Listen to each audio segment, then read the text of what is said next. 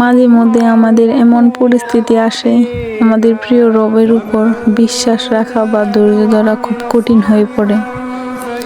যখন নিজেদের আপন মানুষই নিজেদেরকে এত কষ্ট দেয়, সত্যি মেনে নেওয়া খুব কঠিন। তারপরও ধৈর্য ধরতে হবে, কারণ ধৈর্যশীলদের সাথে আছে মহান রব। অবশ্যই ধৈর্যের ফল সুন্দর হবে, ইনশাআল্লাহ। মাঝে মধ্যে আল্লাহ তাআলা আপনাকে কষ্ট দিয়ে পরীক্ষা করেন, সুতরাং ধৈর্য হারাবেন না, ধৈর্য ধরুন। মিলিয়ে নিয়েন আবারও, আপনার রবকে ছাড়া অন্য কারো থেকে ভালোবাসা পাওয়ার তীব্র লোভ আপনার মস্তিষ্কে বিশ্রীভাবে রক্তক্ষরণ ঘটাবে। সুতরাং রক্তক্ষরণ থামুক সেজদায়, নিস্তব্ধতায়।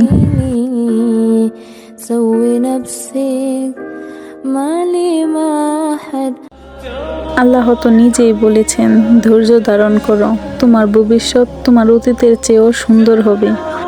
তাহলে আপনি কেন এত চিন্তিত? ধৈর্য ধরুন এবং নামাজ পড়ুন।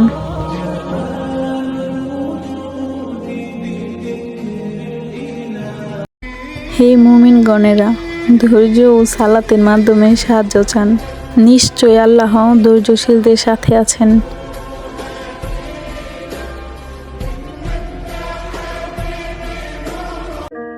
ইচ্ছেগুলো পূরণ হয় না বলে মন খারাপ করি না, কারণ আমি জানি মহান আল্লাহ তাআলা সবসময় উত্তম জিনিসই দেন।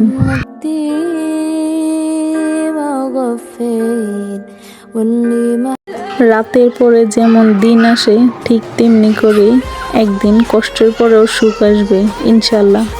সুতরাং ধৈর্য ধরুন।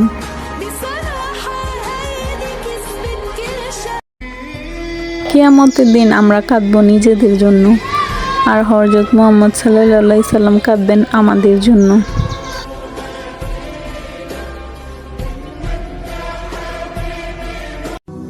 এমন একটা পাতাও পড়ে না যা তিনি জানেন না।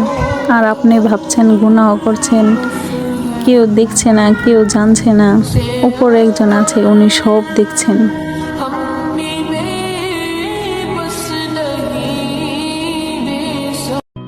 অবশ্যই পূর্ববর্তী সময়ের চেয়েও আপনার জন্য অধিক উত্তম হবে, ইনশাআল্লাহ।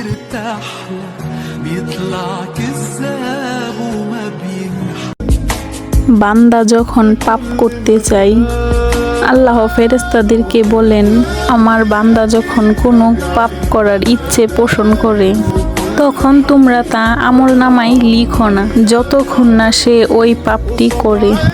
যদি সে তা করে তাহলে সমান পাপ লিখো, আর যদি সে তা আমার কারণে ত্যাগ করে, তাহলে তার জন্য ওই পাপটি নেক হিসাবে লিখো।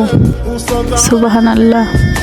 আর যদি বান্দা নেক করার ইচ্ছে পোষণ করে মনে, কিন্তু সে ওই নেকি করেনি, তাহলে তার জন্য তা নেকি হিসাবে লিখো। অতঃপর যদি সে নেকি করে, তাহলে ওই নেকি 10 গুণ থেকে 17 গুণ বেশি বাড়িয়ে দাও। আলহামদুলিল্লাহ, আমাদের প্রিয় রব আমাদেরকে কতই না ভালোবাসেন।